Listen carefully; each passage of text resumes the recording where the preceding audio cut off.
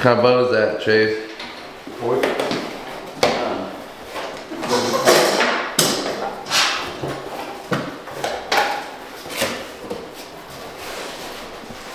Pretty expensive hat. Can't beat it. Comes with 3 bows.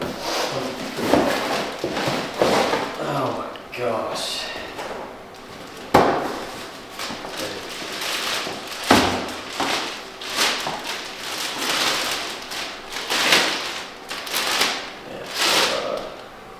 I think it's sweet.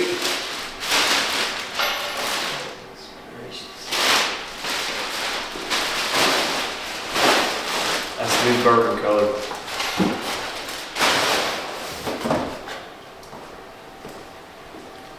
All right, what do we do now, Max? Huh? Now comes the fun part. I know. This is gonna change everything for me. I can't believe I bought it.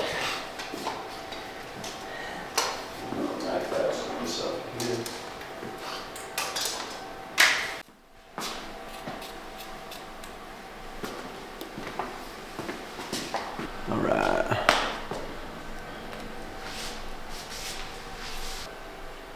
This is crazy. Yeah, there's a little bit of revenue there. Those are all of our pre-orders. It's made by QAD. It's pretty common on most of all of our builds. You'll see it. It's designed specifically for these bows.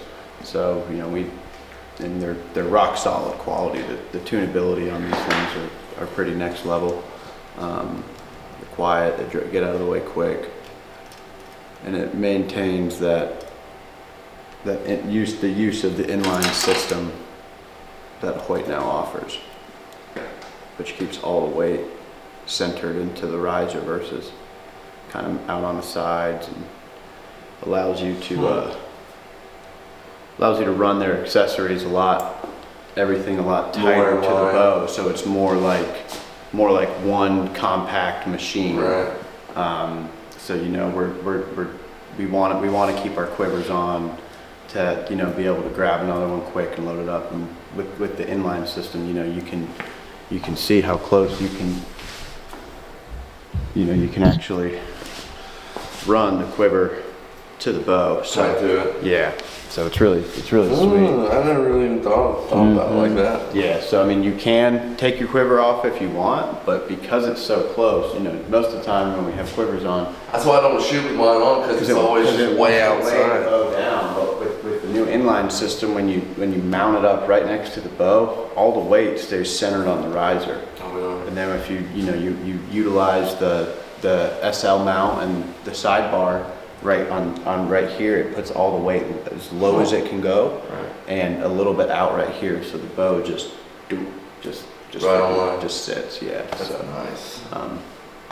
But they're really nice. They're really nice stuff. Nice quality. I'll say. I'm giddy for you, Chase. It's like nothing like getting like a brand new gun, like a brand new bow. I don't even really know how to react to it. Yeah, and the other thing about the inline system as well is that Hoyt reports that when you attach accessories to the beam rails, that those accessories now also aid in the vibration dampening of the bow. The more noise and vibration causing accessories are often in the rest. They often have a long lag bolt that goes through and attaches to the riser that also has a washer on it, all of that, right? And that sits just outside the riser, but Hoyt machines the integrated rest into the actual riser. So the Picatinny mount inside that Hoyt MX rest that Max just mounted. It's just less room for whatever vibrations. Exactly. And And it locks it right down. Yes, it did. I'll be darned. This is what a bow from the year 2023 looks like. Yeah, and from a numbers point of view too, Hoyt also states that when you run all the inline accessories with each other, it reduces noise by an additional 31%. Vibration by 11 and noise by 30. So are they like partner with like QAD or something? Hoyt is, yeah. So QAD works with a lot of the big bow manufacturers. So they have an Integrate made specifically for the Matthews bow, for the PSUs now, I think, and then they have them made for Hoyt, but they're designed specifically around the bow. So I mean, like the tolerances with that rest are going to be the tightest on this bow because it's made for it. So there's a lot of other really great rests out there that, you know, perform, you know, probably just as good, you know, as this one, but they're not, you know, they're universal rests. So you can mount them on different bows, different bows, different bows. Like you wouldn't be able to take this and put it on a different bow. So that consistency and that tolerance really shrinks up when you have that one mounted on there. So I like it. What's going on next? We're just gonna get our knocking point. So I leveled the bow in here, as you can see in the vise. Level up and down if you want to pan around here. So we're good laterally and vertically, all good there. So we know that's good. So where's that bear shit?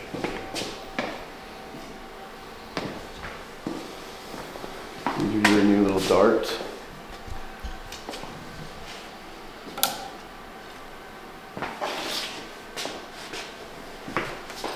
Now the bow's leveled and the rest is mounted. Stick a little level on our arrow.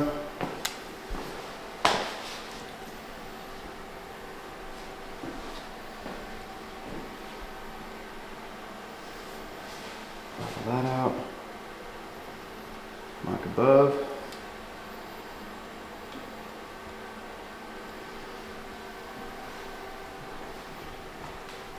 Mark below. Now we know where to put our knocking points at.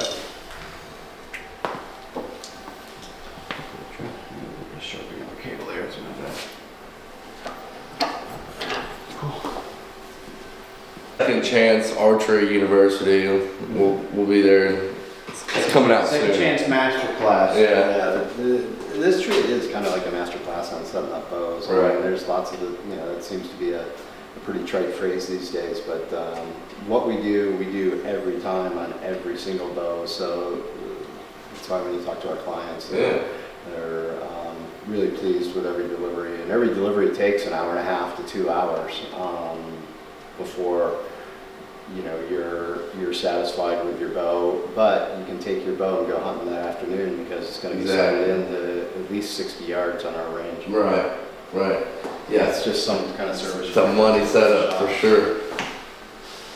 And most shops hand you the bow that's put together and tell you to go home, good luck. Yeah. It's sighted in. Thanks. Sighted in, right? We've all been there. We've all been frustrated. I mean, yeah. this whole business started out of a desire to overcome our frustrations at local pro shops. Right. So the guy that runs a shop, usually a very knowledgeable guy, but he often has, a high school or a young kid behind the tech bench. And once you pick out your bow and once you pick out your accessories from the guy that's pretty knowledgeable, he typically hands that bow and those accessories off to the kid behind the counter that's going to make sure all the bolts are tight. But the process that we go through is time consuming and we think makes a big difference. Oh yeah, I think so. I mean, Max has worked on my bow several times, and it's always dialed when I get it back. So I mean, I beat the ever living snot out of it too. I actually brought it with me. It's right there. So. Beat the crap out of that stuff too. So. Well, we use our equipment, right? We do. Oh, yeah. We have to. You have to when you're serious. I mean, because there's weekend warriors and stuff like that. And, bow hunt and stuff during archery season, and as soon as rifle season comes, they hang the bow up and the rifle's gone. But for serious bow hunters, you have to your tools have to perform like up to the level that you want them to. So I mean, why would you not exert every possible like tuning outlook on it to make sure that it's set up the best way, you're the most confident in it. I kept wanting to pan the camera over and I was like, secret sauce can't go there. Secret sauce can't go I there. don't even know if I like that. It's just the up close part. You have to be up close. You have to be up close to actually I like that though. I like that because, I've been to a lot of bow I've never mechanics. seen anybody else tie knocking. I've never even had anybody tell me, hey, we have our own way of doing it. I've never even had somebody tell me that. Well, I mean, just the way that we tie ours, like I said, we're not the only people that tie knocking points. There's a lot of guys out there who do it in many different ways, and they all relatively serve the same purpose. But the way that we do it, they're almost tunable knocking points. So, you know, we can, once they're tied, we can fine tune them, and there's a certain way that we tie them to be able to do that, and we haven't seen really that You many. can shorten them up a little bit, lengthen them out a little bit. We can just, Yeah. we'll just say they're tunable. Yeah. So, you know, we see a lot of bows that come in here, and, you know, as many archery events and stuff that I go to just to be in the community. Yeah. You know, I see knocking points all the time, but I'm yet to see somebody tie them the way that him and I tie them. Fancy. And you know, strings stretch, cables stretch, you know, that's going to move your knocking point. Yeah. So when you're shooting target archery, and the difference between 1/8 of an inch really matters. Right. You know, you can tune your knocking points if your bow's running hot that day, if it's really hot outside, or if it's really cold outside. Your strings react differently, and you Right. can tune these knocking points. So if you're hitting a little bit high or a little bit low, Your then bow you actually tune the knocking point and compensate for that right in You can the make a range. difference. Your bow actually shoots different speeds based on the weather. Right. So I mean, if it's an 80, 90 degree day, your tape is probably going to be, you know, 2 to 3 feet per second hot than what it may have been if you set it up like this time of the year when it's like 50, 60 degrees outside. So like all that stuff Could have some shrinkage. goes into play, like when you get into like he's talking about, you know, dialing your sight to 38.6 yards, because it's just it matters that Right. much, and you know, because 1/8 of an inch could give you a 12 bonus Goal ring, line. or drop you down into an 8 on a bonus ring. Right. So it's, you know, some of these guys are pretty intense. Oh yeah.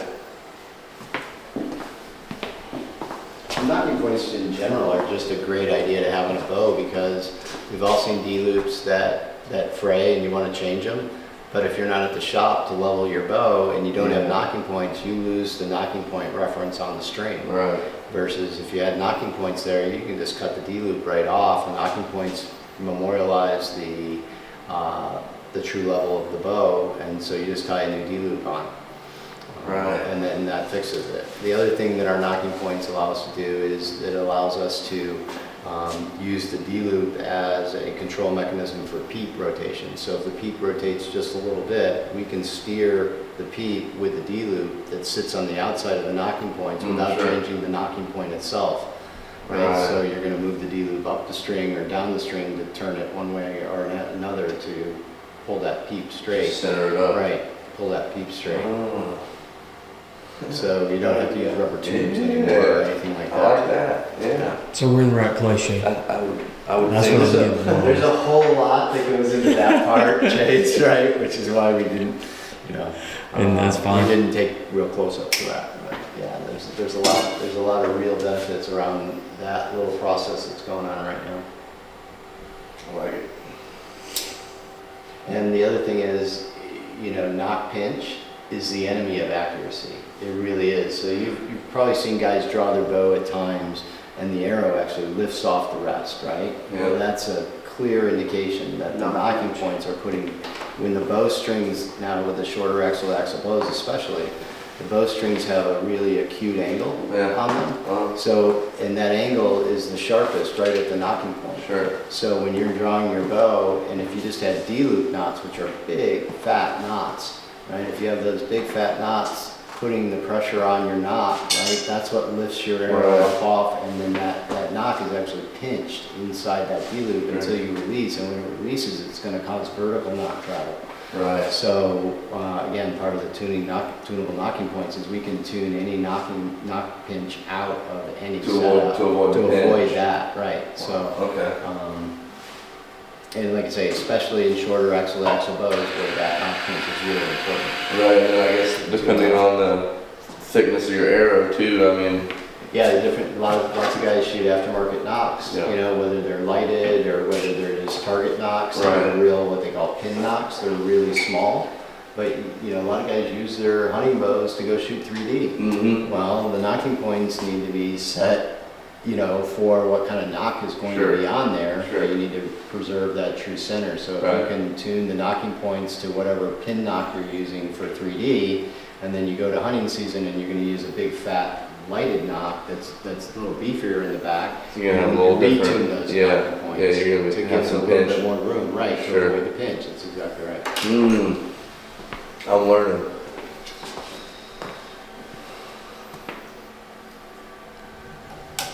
And now you can see the finished product. Look at that. She's a beaut, Clark.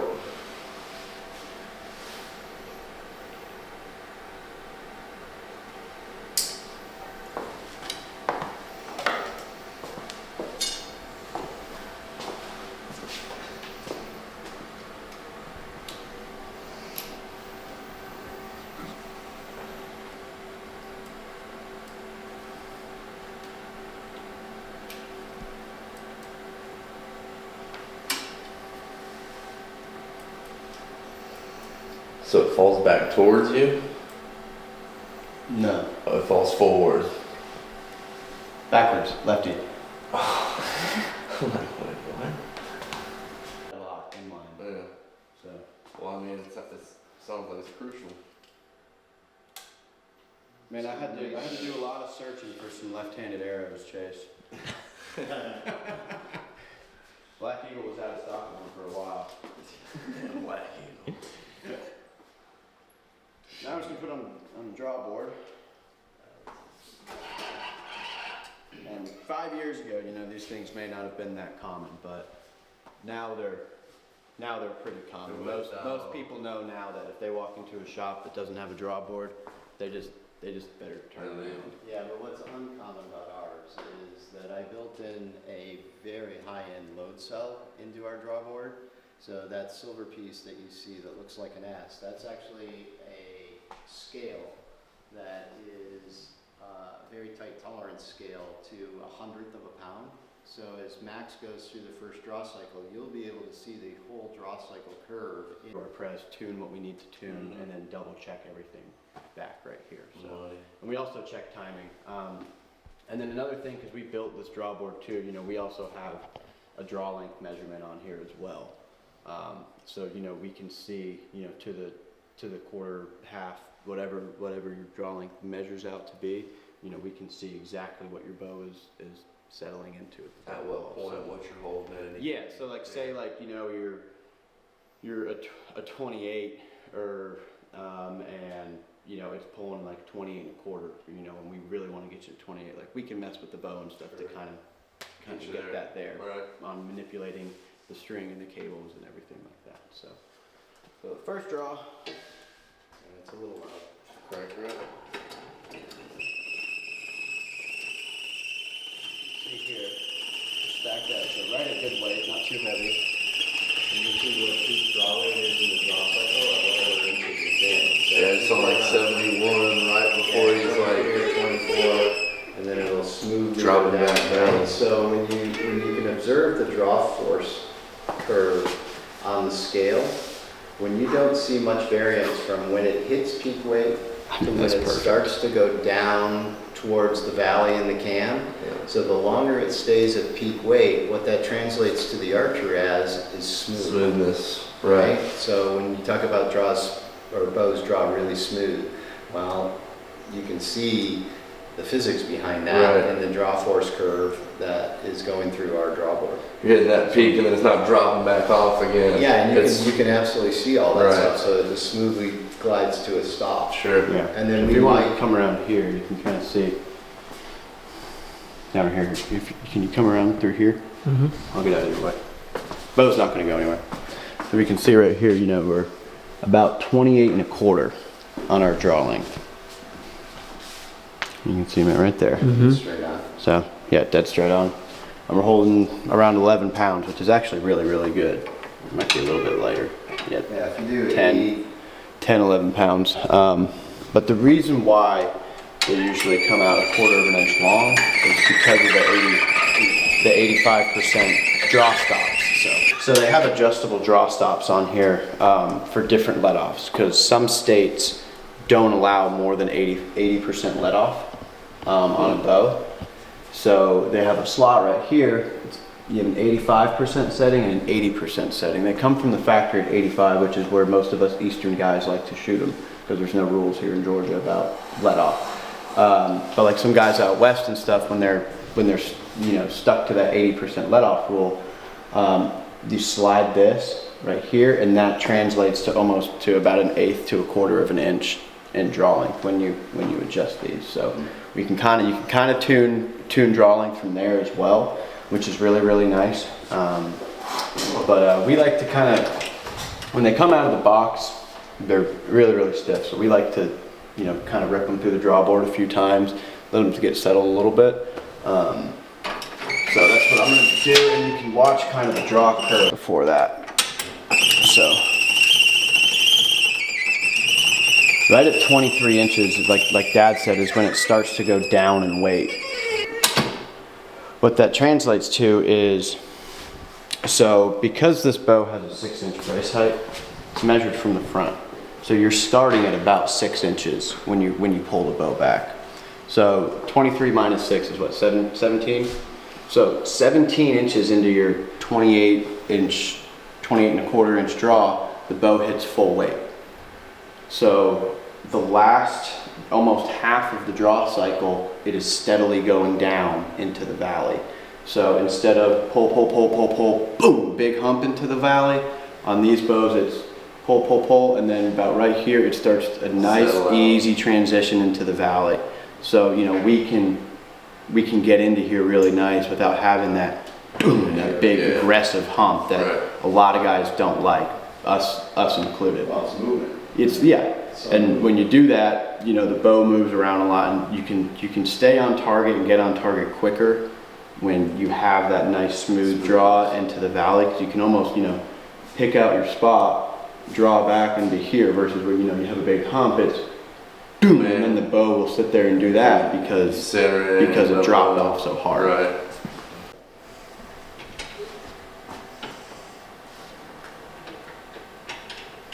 And if you do the math on a 70-pound bow, and it's supposed to be 85%, so 15% is left over for holding weight, right? So 70-pound bow, 10% of that is 7, plus 5% of that is 3.5. So 10.5%, or 10.5 pounds, is exactly 85% of 70 pounds. The decimal was at 71, so it'll be a little bit over 10. Right.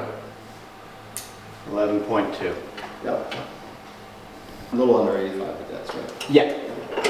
I mean, that 85 it's not like dead perfect, because every bow is different. You'll hear him and me say that, but like it's almost like a dog. Like every bow has a personality. Mm-hmm. And like some are just awesome and just flat out amazing. Some take a little work, kind of like a good dog. Right. So, and those numbers, plus or minus, a percentage or two on that. So, I mean, no one has figured out perfect tolerance yet. Yeah. So, Now show them the timing marks.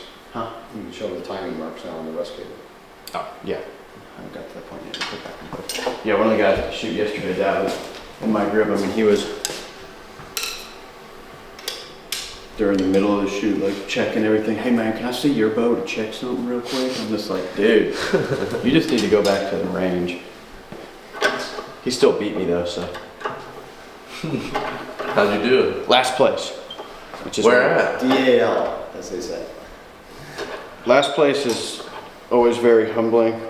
Well, It was the last 3 targets that put me to last place. I dropped like 8 points in the last 3 targets. I had a misfire on my release, and then after that, it was just like all in my head. Yeah, and I was like, thanks. I mean, All right, learn from it. so we always gate. So now the rest is perfectly timed. So you saw it's coming up in that last ½ inch to inch of the draw cycle. So there's going to be minimal extra tension on this peg right here, and minimal tension on your cable. So like kind of like he was explaining, if it's not timed right, either it won't come up all the way, or if it comes up too soon, it's putting a ton of extra pressure on that cable, which can throw some stuff off. So we always gate them, basically just marking them. So if you're ever in the field or something and it pulls out or untied or something happens, like you always know where to Got a spot where you can retie back to where it. you can go back to it. So Or, you know, if it breaks or whatever and you still have your gate and you need to go to a local pro shop, be like, look, this is how long it is. Put it in here exactly the same. So you just do one in front, one on both sides. Do you do that with those, with your knocking point too? Mark them? Yeah. Not really. I mean, so when the D The loop, marks are under the marks are underneath the knocking point. I was gonna say, cause I broke the knocking point off my bow and I went to go retie them. I think you put marks on. I was like, oh, just put them There's right always there. marks. There's always marks completely around the entire circle. Oh, We yeah. always do that. Well, that helped because I actually But, like, broke when mine. the- They were there when I tied back to them. When the D loop is tied on, you know, they sync up, they cinch up Yeah. next to that knocking point. So like they almost work as like a lock for that Right. knocking point. Like they're really not going to move once that D loop is tight on there. Yeah, But like okay. if say you one phrase or you know you have to replace it or whatever, the mark will be under there. Mm-hmm. Or yeah. And then from there, Money. I just like to pull it through just a little bit so I can make the first knot above.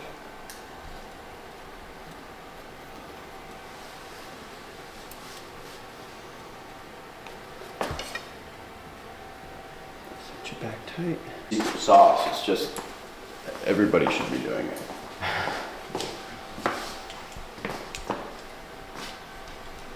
So you guys have seen the laser before. So we don't like guessing. And you know, most bows have a pretty common center shot as far as where this needs to be. Now we kind of know where to preset the rest and everything like that, so I've already kind of done that. Most of the time it's around like 13/16, so right around 3/4 of an inch. But like I was saying earlier, how every bow has a little bit of a different personality. Mhm. So where the cam sits on the axle, you know, can vary from bow to bow, and all that good stuff. So we Right. like to, you know, versus just putting a ruler on here and going, you know, oh hey, yeah, no, it's good, it's in the right spot. You know, we like to use the laser just to take the guesswork So out you of gonna it. center it up on your arrow, or you center it So up the on laser gets target? centered up on the string. Laser goes on the string and the cam. The string and the cam. So you want everything obviously to be in a perfect straight line. Like your bore side in the bow. It's pretty much. So you can see it's going up the okay. string, right? And then let you go right through the center of the rest. Down the center of the arrow. Well, it gets a little bit off right there. So I can tell from right here, you know, right here, it's dead nuts down the center of the arrow. And then as we get to the end of it, it just barely slides off. And how you can tell is because you can see that laser on the, you can see the laser on the wall right Yeah. now. So because these are really, really adjustable and really, really accurate on your adjustments, before I even shoot. Now keep in mind, we haven't even shot bow yet. Right. Well, we would have been coming back to potentially do what you're doing right now after shooting it. Couple clicks. Saves a lot of time and frustration on the Boom. range. Golden pony boy. Boom.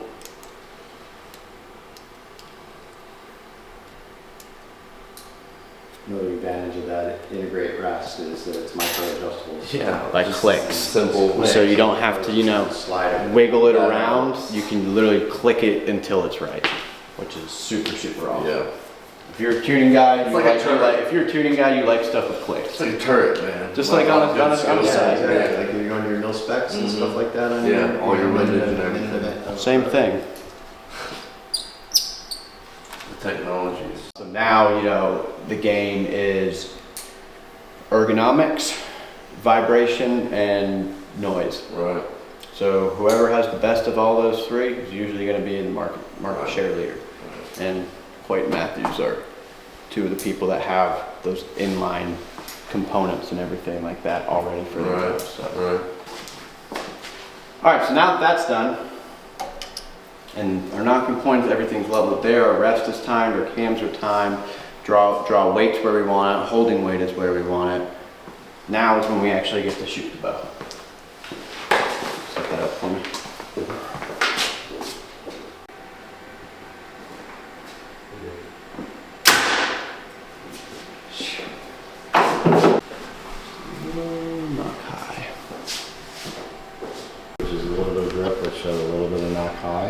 over the entry, and he's working on his grip. So this is where grip really, you know, paper can show you a lot about your grip, right? So I told him he didn't have enough right thumb pressure for you, right, on the riser, so this is a little bit too much open hand. So it allowed the riser to shift this way in your open hand versus I told him to put a little bit more thumb in it, and you see how much it reduced the amount of lateral tear, right? Yeah, and then he was addressing the height of this tear now to be here, so that when it's done, we'll look like one of these down here, but these are all me building those. But yeah, the fletched hole will look like that when we're done.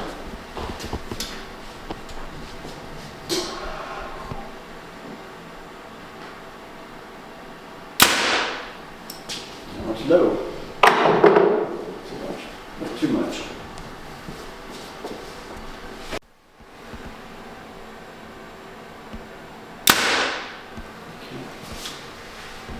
I know it's just me.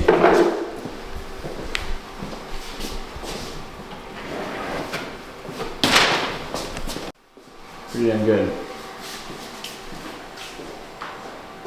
And now it's your shirt. I know. All right, Jay. I'm honestly nervous. Here, hold on. I'm gonna shoot that fletch down right next to that one. I actually could roll it down a little bit so that the two stand out. You know what I mean? Roll it down into a new piece of paper. Because we're gonna start shooting with Chase anyways. Look at that mullet. You just take that down.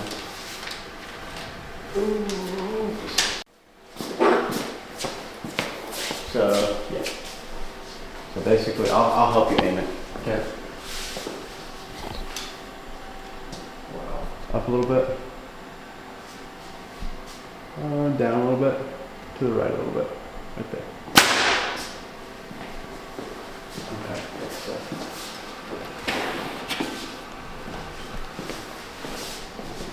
Now that's it. I want to watch from this side and just see what your grip looks like. So basically go. Just do everything exactly the same. I'm just watching your grip now, so I can see what your grip looks like. Do you want me to shoot it? Yeah. Yeah. So I want a little bit more pressure over on this side. So basically, so it kind of does. You feel that move right there? You're good.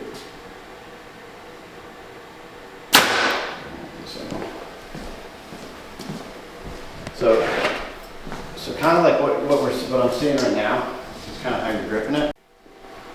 And like I said, if you ever want to like see how bad your grip is, shoot some paper.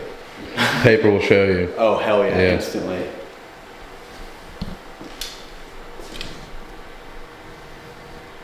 Okay, so we're still.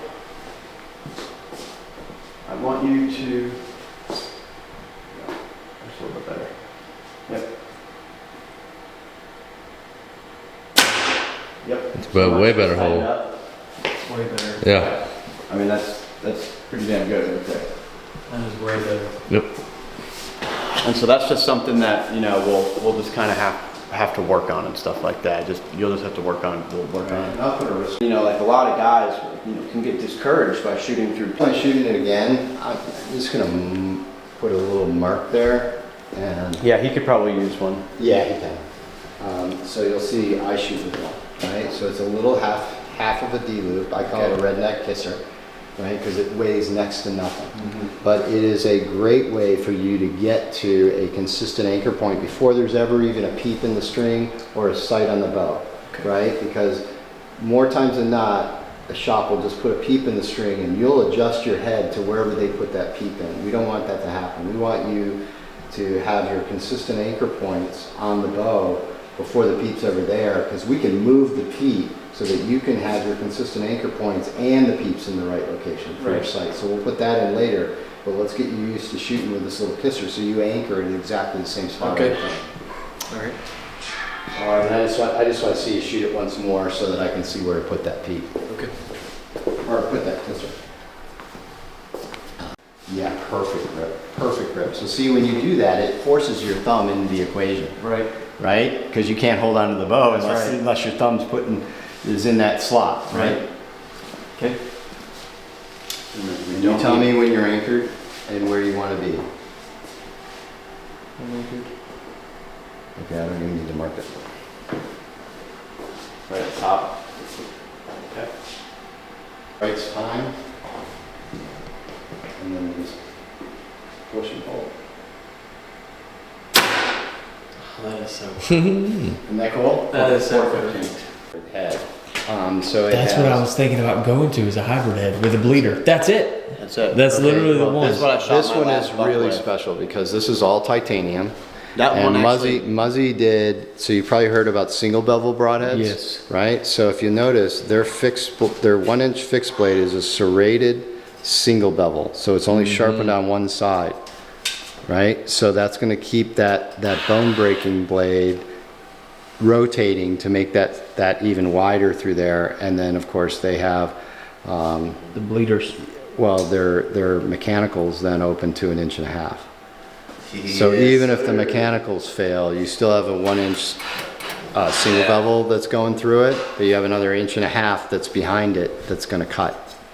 Right, so nasty. great That's the 100 grain head. actual head that went through the last buck I shot. Yeah. Yeah, and it's And still it's razor great. sharp. It's still perfect. Yeah, it's still razor sharp. That's a wicked head. Yeah, I'm gonna have So, to, yeah. I'm gonna have to. Yeah, so I'm You'll carry them I'm there? actually building a new arrow profile on my Garmin because of that head. So I'm going to go down to 100 grain heads for whitetails because Yeah. they're so flippin' No, fat, it's you know. we don't really sell broadheads because like the margins are just really bad on broadheads, and you can get them on Amazon True. cheaper than pretty And much faster. anywhere, and they're Yeah. faster. So I mean, like some broadhead companies, like we've talked with and we've worked with over the years, we have to order X amount of broadheads, and really to make $5 to $10 on a pack of broadheads, Right. it's just not worth it. That makes sense. So we try out a bunch of stuff and then just recommend guys to go to Lancaster or Cabela's or whatever to buy them. So those ones, Dad found those ones actually, because I found the original version, which aren't titanium, and these are still pretty nasty too.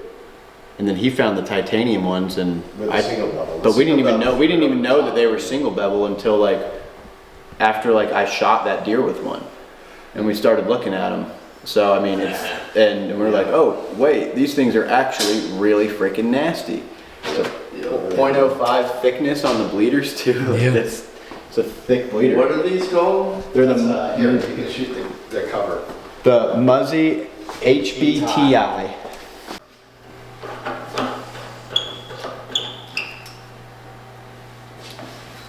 Here.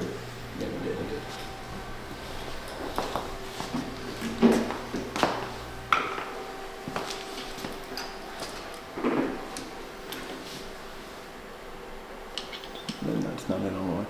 There it is.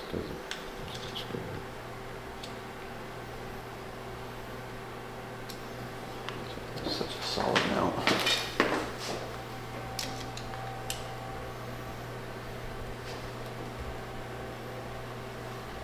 You got it? Yep.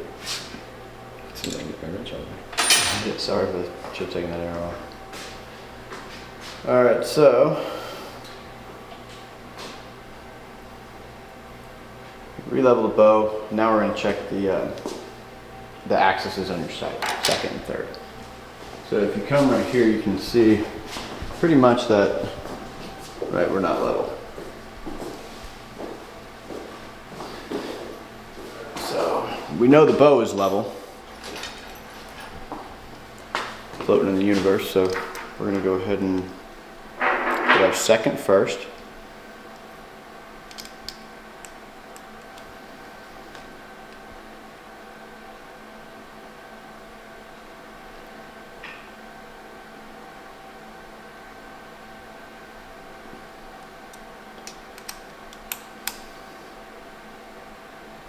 All right, and with this vise, we can test third axis, so everything's perfectly level. So how we do that? And third axis is the up and down, so tree stand down or spot and stock up.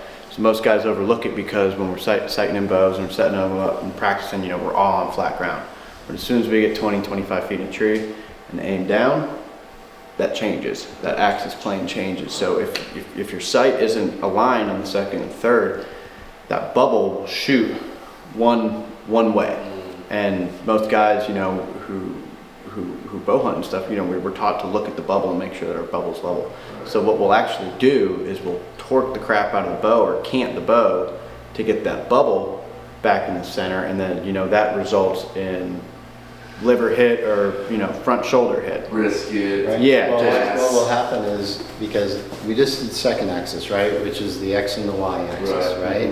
So now third axis is actually the Z axis in space of where your scope housing is, right? Sure. So now we're trying to make sure that that Z axis is as centered as the X and Y axis Right. are. So that, like Max said, when you go downhill, your bubble might track one way, you're gonna recenter it, you're gonna move your pin one way, right? And the farther distance you're shooting, you're moving that pin farther and farther out. So again, your shot dispersion opens Right. up. And where guys pull their hair out is, I shoot uphill and the bubble goes the opposite direction. And we can show it to you. Knock the third axis out. Yeah, just take it Well, maybe completely out. It may be out, just out of the package.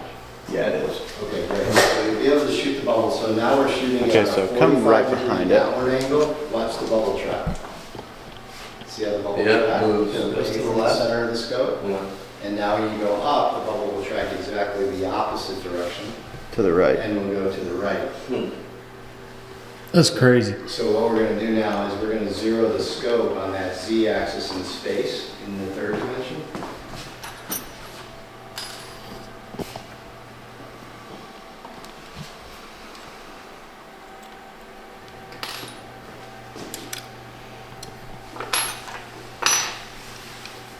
I still don't know what it is. 7 out of 45. Yeah. So he's gonna 7 out of 45, and now he'll zero the bubble on that 45 where it walked away. Now he'll zero the bubble back to the center of the line. Right. And when you bring it back up vertical and then tilt it up, it won't move. And so both uphill and downhill will be covered.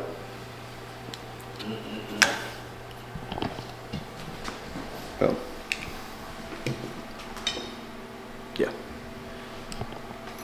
Tighten up our little set screw back. Then tell me whether or not this yellow ring is completely inside the donut of the peep. If it's not, I'll move the peep.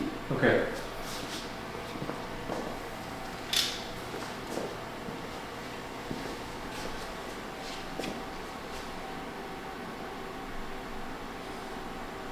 It actually is. The whole thing's in it. Okay, great. And you want done? And now we'll tie the peep in, and then next time you can shoot it. First time's the charm. We've done a lot. The whole thing is in We see a lot of We kind of 28 know, sectors. based on like a 31-inch bow and a 28-inch draw, and like when you get a good anchor point established, kind of like what we just worked on you with, Right. it's almost, it's very close to the same spot every time. That was perfect. The whole thing's in there. Whether it's evening or morning, You okay? turn your light How many on. times have you heard the guys say, I got to full draw, I could see the deer, I couldn't see my peep. I couldn't see through my peep. Guess what? You don't have to anymore. If you mount and you have this reference at the same spot I know it's and you can see your pin, you're looking through your peep. Because you That's just how- did it with your eyes closed and you open them up and you're looking through your peep. So there's no difference in low light situation, mounting in all the proper places. If you can see your pin, you're looking through your peep, take the shot. And that's exactly how Dalton killed his last 10, is because it was pretty dark out. He was hunting out of a ground blind, so even more low light. And he was texting me. Yeah. Me and Dad were sitting right next We were to each other. He was texting me. He's like, "Hey man, I got a stud in front of me." He's like, "I'm not sure if I can see through my peep." I'm like, "Get to full draw with your eyes closed. Turn your light on. Get to full draw with your eyes closed. Open up, and if you can see your pin, you're looking through your peep. Shoot him." That is insane. Mm-hmm. Bottom right dot on the top target.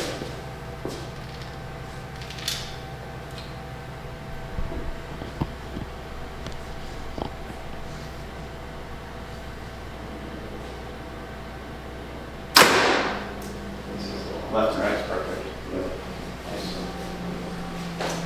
Wow. Yeah, so we want the arrows to land a little lower than that. Just because it's so And close. that just tells us where 20 is before we go to what's going to on the grass. Gotcha. Okay. Same thing. Really trying to be conscious of that grip because it changed everything about the arrow flight. Yeah. Oh, yeah. Really well. Gosh, that's so smooth. That's perfect too.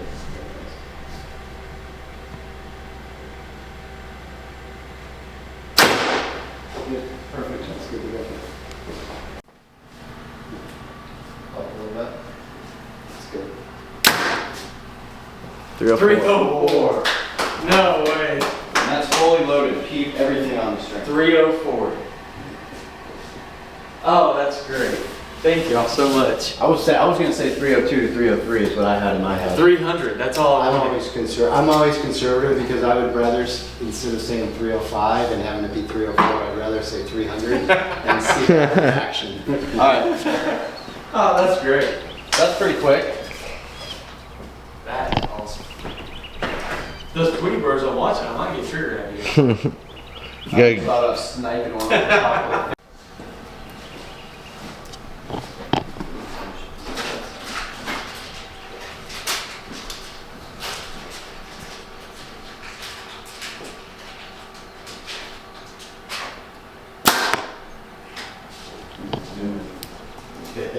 yeah, it's scooting. We're gonna shoot 2 arrows here before we start to make any other adjustments. The blank failing and stuff that we did here gets us close at 20 yards. Okay. To where, like what Dad said, you're not putting arrows in the dirt or over the target when you go to Right. sight it in. Now we want to see your grooves.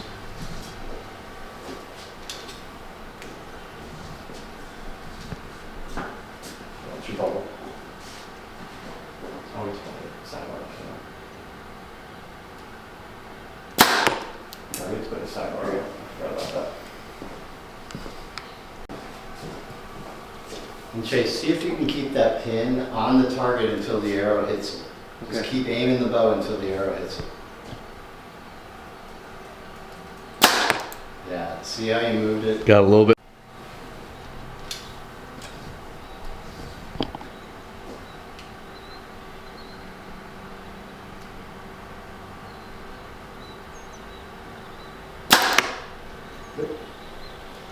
It's a carbon stabilizer. Carbon Yeah. stabilizer and the weight is the only thing that matters on on that stabilizer. Sorry.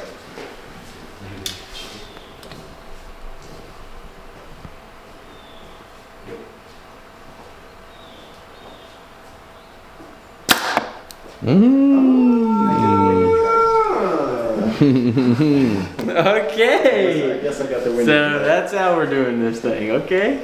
Now we're just gonna move it down to 30. Back it up to 100. Well, we're Yeah, gonna, we're you're gonna going see a straight progression to of it. arrows. We have a dead center. That's it.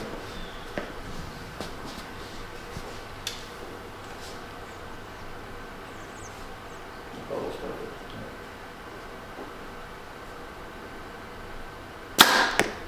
A little hot, but still. That's okay. Now we're gonna make another adjustment. You're gonna shoot 40 next time. So in between the 30, 40, and 50, we don't have to have them dead nuts. The 2 important yardages for this site is 20 and 60. Okay.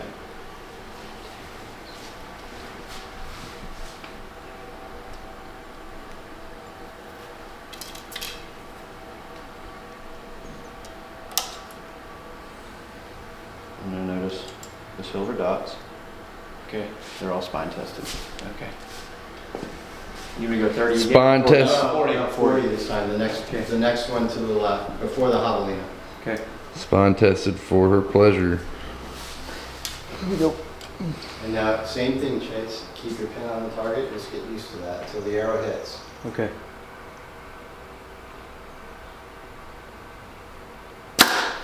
Yep. Okay, one more at 50. That arrow is flying so So good. Beautiful. So good and so flat. Just a little left. A little left and your bow's. That's a cool shot right there.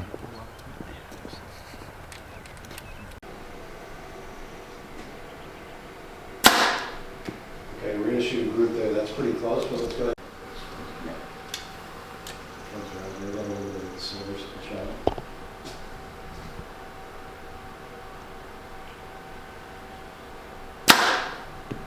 those arrows are right next to each other. That's a good group of 60 It's minutes. still right next to each other. The height's perfect too. That's good.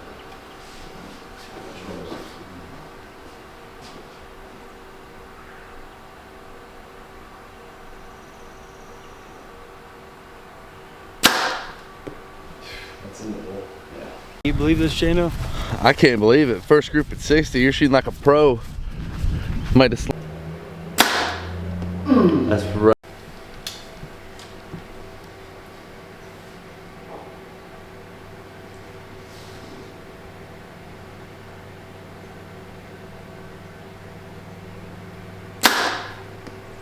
My fault A again. little high and left, but you're there. 60 with the needle.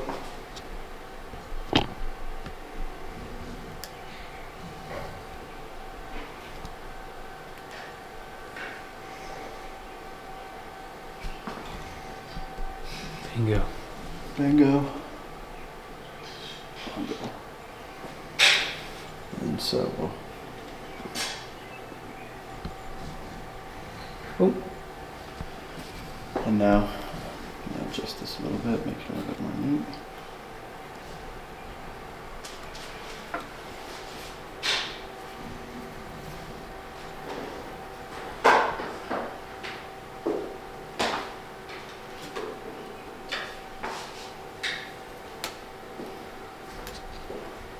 Max your sight out to the top, it stops at 20. So no matter what, you always know where your 20 is at. That is awesome. So we're heading in the dark.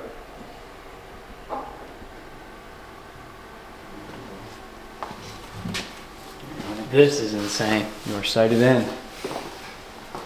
This is crazy. Now you can shoot that javelina, it's 45 yards. I can't wait. Let's see it. I'll use to go pull those still. So that's the Excalibur. This is the dot crusher. It's supposed to be anyway.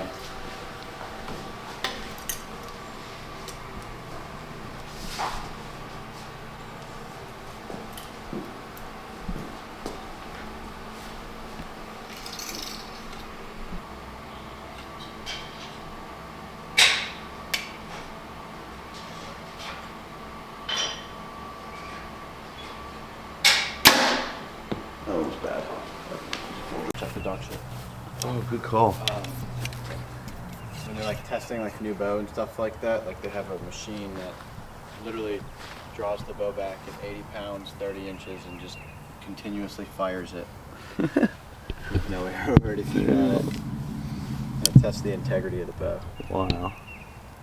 So if like if that ever happens, then that way like you don't have to worry about like catastrophic failures. Like yeah, you might bend a cam or a string might break, but the actual bow itself will be fine. That javelin's about to get it again. I don't know why, that thing's just really making me upset.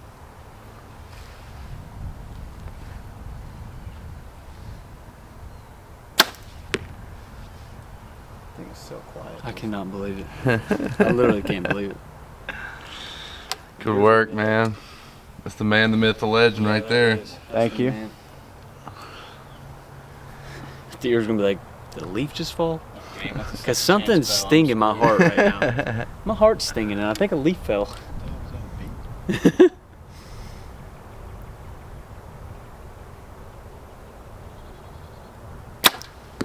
Headshot.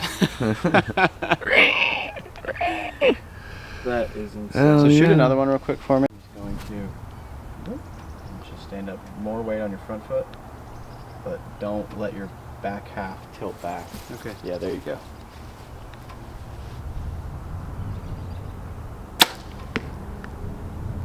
Okay.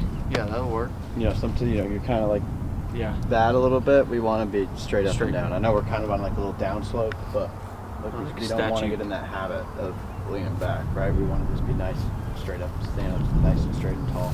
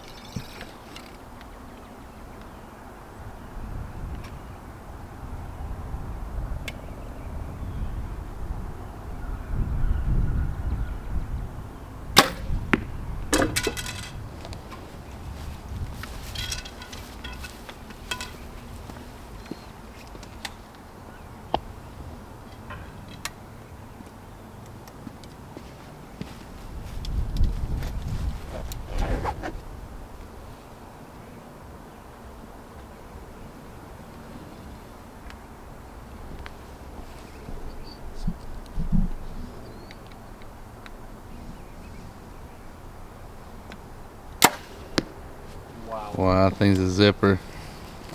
That is. That is.